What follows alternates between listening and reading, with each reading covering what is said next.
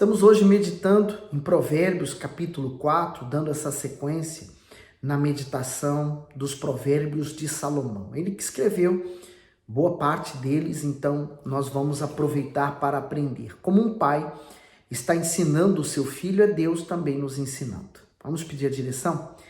Deus e Pai Todo-Poderoso, o Senhor é o nosso Pai. Graças ao Senhor eu te dou por isso. Dá-nos o teu Espírito para que ele venha nos ensinar através dessas palavras. Amém.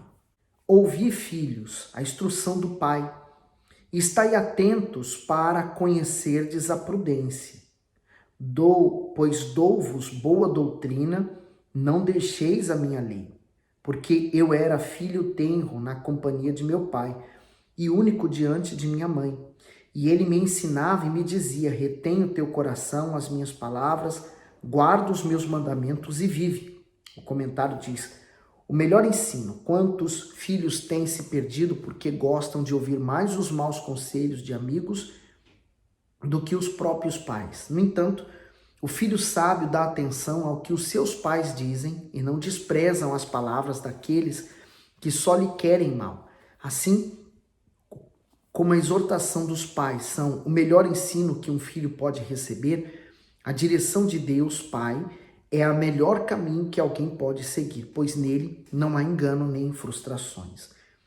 Então, a prudência, né? Ser prudente. Ser prudente é você buscar fazer o correto. Às vezes a pessoa, por exemplo, ele teve pais que não pôde dar uma boa educação. Eles não tiveram, também não puderam dar.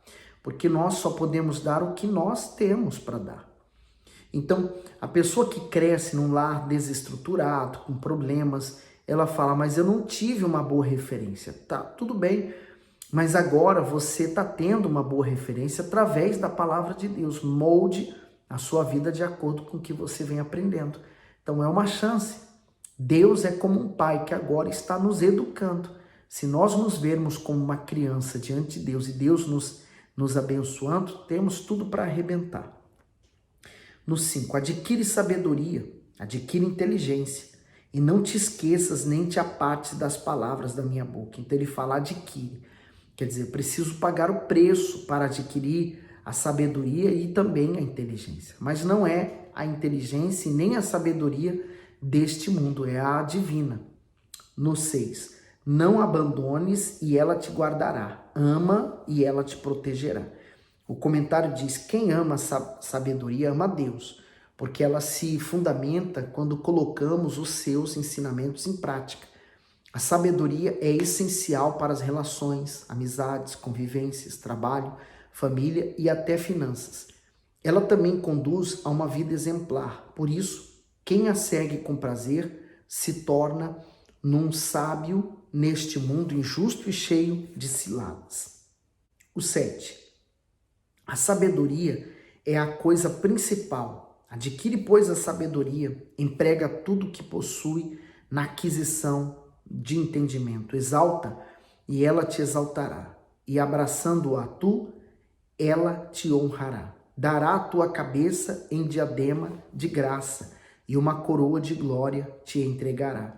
Ouve, filho meu, e aceita as minhas palavras e se multiplicarão os anos da tua vida. O comentário diz, coisa principal, a sabedoria é apresentada como a maior necessidade do ser humano, pois somente por intermédio dela obtemos habilidade para tomar as decisões certas. Por isso o livro de Provérbios inteiro enfatiza que devemos nos empenhar pela busca da sabedoria. Assim, enquanto o sábio é privilegiado porque enxerga com precisão aquilo que os demais homens não veem, torna-se insensato aquele que rejeita a sabedoria ou a coloca em segundo plano em sua vida. Então ele fala muito da sabedoria, do conselho, de obedecer, porque a obediência vai trazer a resposta daquilo que nós estamos buscando. Quando a pessoa ela obedece os seus instintos, o seu coração enganoso, ela vai colher os frutos do engano e não tem como se reclamar. No 11, no caminho da sabedoria te ensinei, e por veredas de retidão te fiz andar. Por elas, andando, não se embaraçarão os teus passos, e se correres, não tropeçarás. O comentário diz: não tropeçarás. A pessoa que não possui a sabedoria divina anda como se estivesse com os pés amarrados, pois encontra muita dificuldade no seu caminhar. E se decidir correr, certamente tropeçará. Consequentemente, indo à queda, como vai retomar novamente a caminhada da vida.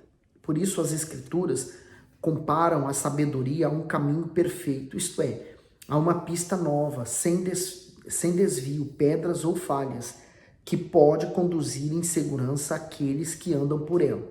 No entanto, o caminho da insensatez é como uma rua esburacada, cheia de empecilhos, que só dificultam o percurso. Tanto o caminho da sabedoria quanto da insensatez estão disponíveis ao ser humano quando decide por meio do livre-arbítrio onde deseja andar e onde pretende passar a eternidade. Então, de acordo com o que nós estamos lendo, você tem que pensar no final da estrada, né? O caminho que você escolheu para você está te levando para onde? 13. Apega-te à instrução e não alargues. Guarda, porque ela é a tua vida. Não entres pela vereda dos ímpios, nem andes no caminho dos maus. Evita-o, não passes por ele. Desvia-te dele e passa de largo, pois não dormem se não fizerem mal, e foge deles o sono se não fizeres alguém tropeçar.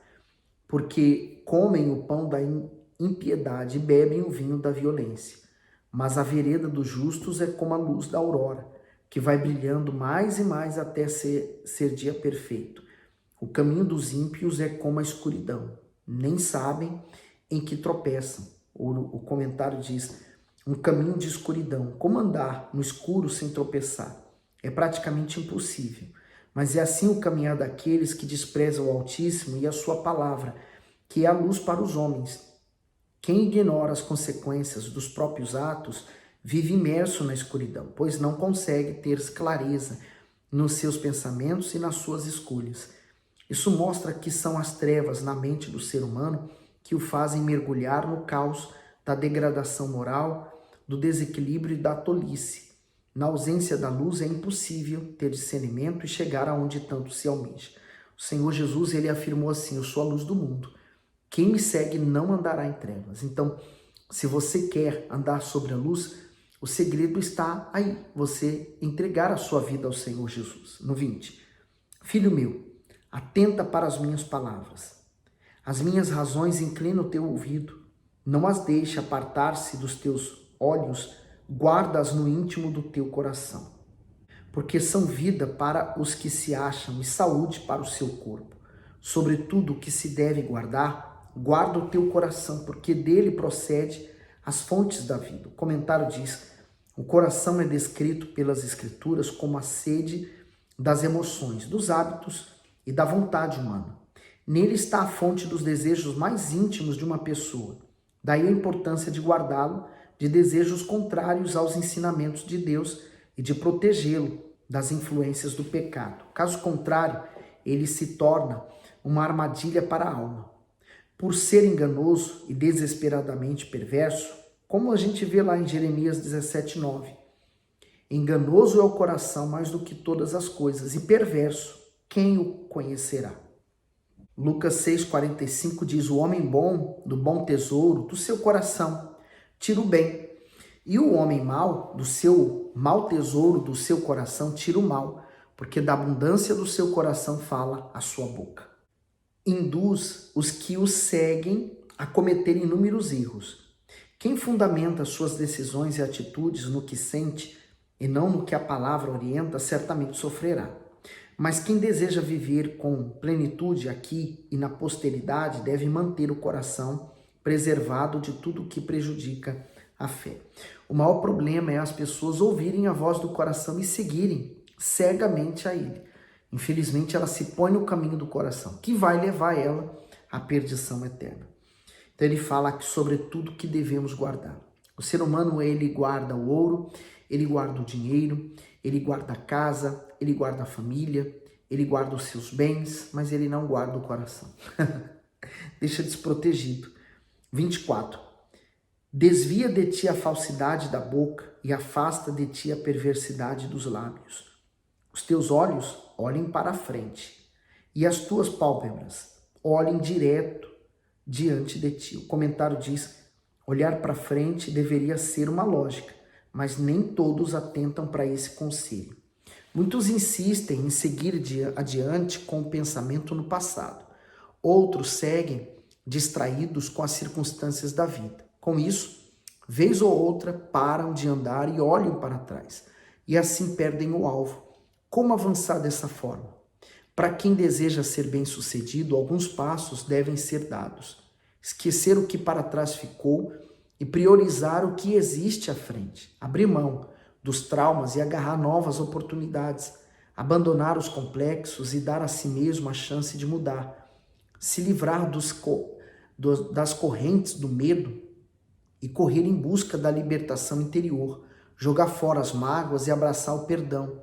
Quando olhamos para a frente e focamos no futuro, mantemos a visão espiritual. Então, por vezes, a pessoa ela se torna tão carrasca dela própria que ela faz ela mesma sofrer. Ela não precisa nem de um inimigo contra ela. Ela mesma se torna o seu próprio inimigo, fazendo mal a ela própria. Quando você é curado, quando você se cura no seu coração, porque Deus tem esse remédio para curar, então você aprende uma lição e você se torna hábil, apto para ajudar outras pessoas que estão passando pelo mesmo que você. Hoje, né? No 26, pondera a vereda de teus pés e todos os teus caminhos sejam bem ordenados. Não declines nem para a direita nem para a esquerda. Retira o teu pé do mal. O comentário diz: não declines nem para a direita nem para a esquerda. Quando o trapezista caminha na corda bamba, todos ficam apreensivos. Um passo em falso e a queda pode ser iminente. Tal como essa corda é a nossa vida. Um passo errado e a queda pode ser fatal. O sofrimento acontece por muitos fatores, mas geralmente é causado por más decisões. Normalmente começa com um pequeno vacilo, um mau pensamento ou uma atitude aparentemente inofensiva. Quem sai do reto caminho conduz a vida a uma direção perigosa. Daí você sempre ter o cuidado de saber o que você está escolhendo. A Bíblia fala lá no Novo Testamento, né? Se eu não me engano, Gálatas 5. Ele fala sobre as inclinações, né? Para onde nós inclinamos. Se nós estamos inclinados para as coisas da carne, quer dizer, estamos alimentando a carne vai ser forte e nós vamos cair nos frutos da carne. Mas se a nossa inclinação é para o Espírito, nós andamos em Espírito, nós vamos andar fortes e vamos vencer. E vamos chegar ao final dessa caminhada e vamos encontrar com o nosso Salvador. Provérbios 5. Filho meu, atende à minha sabedoria, à minha inteligência, inclina o teu ouvido, para que guardes os meus conselhos e os teus lábios observem o conhecimento. Porque os lábios da mulher estranha destilam favos de mel, e o seu paladar é mais suave do que o azeite. Mas o seu fim é amargoso, como o absinto, agudo como a espada de dois gumes. O comentário diz: o seu fim é amargoso. Muitos homens e mulheres se deixam iludir por palavras aparentemente doces que camuflam o sabor amargo do sofrimento. Com isso, se casam ou investem em relacionamentos baseados na emoção que os elogios e as promessas produzem. É preciso tomar cuidado com essa forma de sedução, pois dificilmente aqueles que ouvem palavras envolventes conseguem resistir a elas. A princípio, essas palavras conduzem a pessoa a grandes expectativas, mas o fim acaba sendo de dor, decepção e frustração. Para não cair no erro de entregar a sua vida a alguém que tenta usar estratégias ilusórias para conquistar você, mantenha distância de tal tentação. Ele fala da mulher que destila, favos de mel, mas que o seu paladar é mais suave do que o azeite e ela pode nos conduzir à perdição, mas não é só para a mulher. A mulher é mais convencida pela palavra do homem, O homem é mais vista, Ele é tentado pelo que os olhos veem. Então nós temos que ter o cuidado. Jó fez um voto com os olhos dele, lembra? Nós lemos isso no livro de Jó. Jó ele fez um pacto com os olhos de que ele não olharia para nenhuma virgem. E a mulher, cuidado com o que entra pelo seu ouvido, porque pode atingir seu coração. e você ser enganada por ele. Você pode estar pensando que está andando certo, que está tudo bem, mas está tudo errado. 5. Os seus pés descem para a morte. Os seus passos estão impregnados do inferno. Para que não ponderes os caminhos da vida, as suas andanças são errantes, jamais os conhecerás. Agora, pois, filho, dai-me ouvidos e não vos desvieis das palavras da minha boca.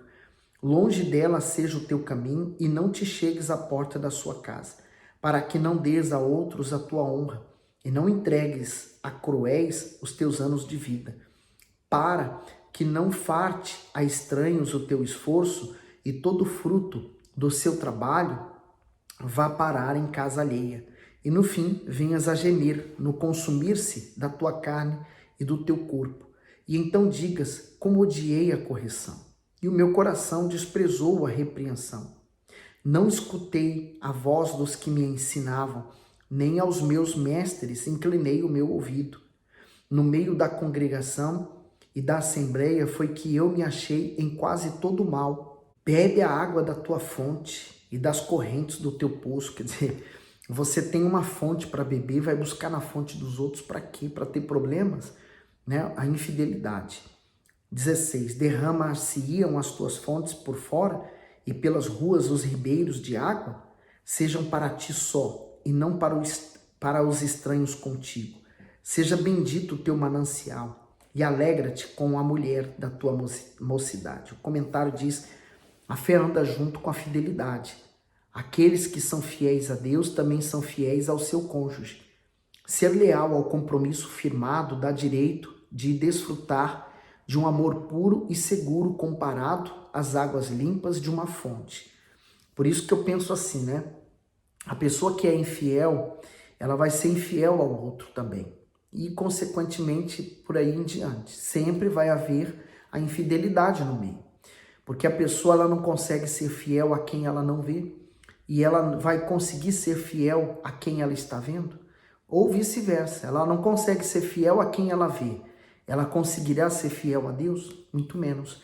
Então, se você encontra um homem de Deus fiel e temente a Deus, com certeza ele vai ser também fiel e temente a você. Seguindo aqui no comentário do bispo, né? Por ser a água um bem precioso à vida, as fontes e os poços, desde a antiguidade, eram protegidos e as famílias sempre buscavam armazená-la para garantir a sobrevivência. Na metáfora usada nos versículos, o autor compara o prazer sexual dentro do casamento e essa água valiosa. Foi o Altíssimo quem criou o ser humano com essa necessidade. Ele estabeleceu o matrimônio para que o homem e a mulher possam saciar seu desejo legitimamente e para que ambos não tenham motivo para buscar água em outra cisterna, senão um no outro. Isso significa que se o relacionamento íntimo dentro do casamento é considerado um manancial, fora do casamento se torna uma fonte ruim, de água suja e contaminada, que só trará aflição, desarmonia e sofrimento. Eu vi certa vez uma coisa que faz todo sentido. Nós, seres humanos, não podemos ficar sem comer. Se nós ficarmos sem comer, morreremos. Nós não podemos ficar sem beber água, porque se ficar sem água, morreremos. Nós não podemos ficar sem oxigênio, sem ele morreremos também. Mas o ser humano pode ficar sem sexo, porque sem sexo ele não morre, permanece vivo. E o ser humano, ele vive para isso, né? Hoje em dia há a ideia de que se junta para ter sexo e se for realmente do seu agrado, então podem se casar. Erroneamente, né? Porque o sexo é apenas o topo da cereja, né? Enquanto é namorado, quer muito isso, mas depois de casado, quase não faz direito, né? Então, a pessoa tem que pensar bem. O matrimônio foi criado por Deus para os dois viverem uma só história, construída com muito amor e sacrifício. O versículo 18, o bispo fala o seguinte: a mulher da tua mocidade. A sociedade moderna não vê um casamento de muitos anos como uma fonte de prazer. Por isso a indústria do cinema, da literatura e da pornografia investe pesado em temas que mostram a satisfação sexual vivida fora do matrimônio. Enquanto o mundo não vê beleza naquilo que é correto, as Escrituras asseguram que é vivendo dentro dos princípios de Deus que o ser humano encontra um manancial de alegria e segurança. Aqueles que estão vivendo dificuldades no relacionamento precisam saber que amor é uma decisão imbuída de aprendizado constante. Dessa forma, lance fora o descontentamento e tenha uma atitude correta para preservar sua família, sua fé e sua salvação. Seguindo para o 19. Como serva amorosa e gazela graciosa, os seus seios te saciam todo o tempo, e pelo seu amor seja atraído perpetuamente. O comentário diz gazela graciosa. A gazela é um animal esperto de andar saltitante e audição apurada, e por ser delicada é considerada graciosa. Da mesma forma, é graciosa e sábia a esposa cuidadosa, que sabe escolher o momento certo de falar e até sempre pronta para ouvir. A mulher que luta para possuir essas qualidades e as preserva tem como recompensa a satisfação do marido. Por isso que a mulher sábia edifica a casa dela, né? A tola com as próprias mãos a derruba. Então, sejamos sábios, né? A sabedoria que vem de Deus. O 20. E por que, filho meu, te deixarias atrair por outra mulher? E te abraçarias ao peito de uma estranha. O comentário diz, abraçarias uma estranha. Neste contexto, estranha consiste na mulher que não é a esposa do homem. Portanto, ela não deve estar em seus pensamentos, muito menos ser tocada por ele. Em contrapartida, a esposa é a pessoa que ele mais deve se empenhar em conhecer, pois será sua companheira por toda a vida. Aparentemente, relacionamentos extraconjugais podem se revelar prazerosos, mas o seu desfecho é repleto de tormento. Quando o cônjuge abre a porta do casamento a uma terceira pessoa, abre também a porta para uma prisão invisível. Afinal, mentiras, enganos, desentendimentos e tantas outras consequências ruins estão inclusos no mesmo pacote do adultério. Para muitos, não ceder à traição é uma tarefa difícil, mas é bem melhor renunciar à própria vontade e rejeitar o erro do que se render e ser destruído por ele. Então, realmente, você vai ter a sua cabeça, né, ocupada com tantas mentiras que você mesmo vai ter que lutar para acreditar nelas. Imagine sustentar uma mentira, né, o medo que você vai ter e quando tudo for descoberto. 21. E eis que os caminhos do homem estão perante os olhos do Senhor, e ele pesa todas as suas veredas. Quanto ao ímpio, as suas iniquidades o prenderão, e com as cordas do seu pecado será detido. Ele morrerá, porque desavisadamente andou e pelo excesso da sua loucura se perderá. No comentário do 22, cordas do pecado. Muitas são as atitudes de uma corda, mas a principal é amarrar e prender. Assim é o pecado. Ele seduz, oferece liberdade e prazer, mas também aprisiona e tira as forças do pecador para conduzi-lo a uma escravidão, oculta os seus olhos. Foi assim com Sansão, exemplo de homem forte, enquanto manteve seu fiel compromisso com Deus, no colo de uma mulher corrupta, desobedeceu e levou a própria vida à ruína. Sansão é um exemplo que nós devemos evitar seguir, porque Sansão foi escolhido por Deus, né? Ele cresceu sendo nazireu, quer dizer, ele não poderia cortar o seu cabelo, e ele tinha uma força sobrenatural. Essa força vinha da aliança que havia ele com Deus. Mas a força dele foi tirada quando ele quebrou a aliança dele com Deus, por causa de Dalila, uma mulher que ela era dos filisteus, inimigos de Israel. E ela tinha um propósito, descobrir o segredo de Sansão e tirar a força dele. Quando ele revelou o segredo para Dalila, Dalila então cortou seus cabelos e ele perdeu completamente as forças. Veja, foi a vida sentimental. A vida sentimental para muitas pessoas tem sido um verdadeiro laço, porque às vezes por causa da ansiedade, o medo de ficar sozinho e olhar para a igreja e não ver ninguém que possa completar você na sua vida sentimental, vai fazendo de você ficar sem força, sem esperanças, sem alegria. E aí há muitas pessoas que recorrem ao mundo para buscar um incrédulo e termina caindo nos laços desse mundo e se perdendo e não conseguindo voltar mais. Cuidado, sua vida amorosa, sua vida sentimental é tão importante como sua vida espiritual. As duas estão ligadas, intimamente ligadas. Para você estar bem com Deus, você precisa estar bem casado também. Então, cuidado com a pessoa que você vai escolher. E creia, tenha fé em Deus. A pessoa certa, Deus tem preparado para você. Onde ela está, talvez você não saiba, mas Deus vai trazer ela para você, tá bom? E aí, gostou do conteúdo? Dá o seu gosto. Faz um comentário aqui nessa página. Deixa o seu conteúdo também, tá bom?